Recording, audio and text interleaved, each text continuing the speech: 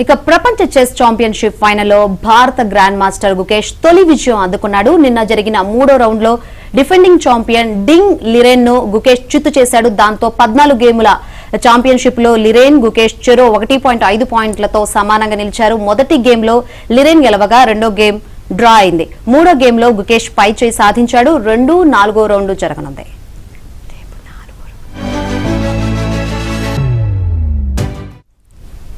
ఇక మూడో రౌండ్ లో తెల్లపావులతో బరిలోకి దిగిన గుకేష్ ఆరంభం నుంచే అదరగొట్టాడు. టోర్నీ నిబంధనల ప్రకారం తొలి 120 నిమిషాల్లో 40 ఎత్తులను ఆటగాళ్లు పూర్తి చేయాలి. 13వ ఎత్తుకు వచ్చేసరికి గుకేష్ తిరుగులేని స్థితిలో నిలిచాడు.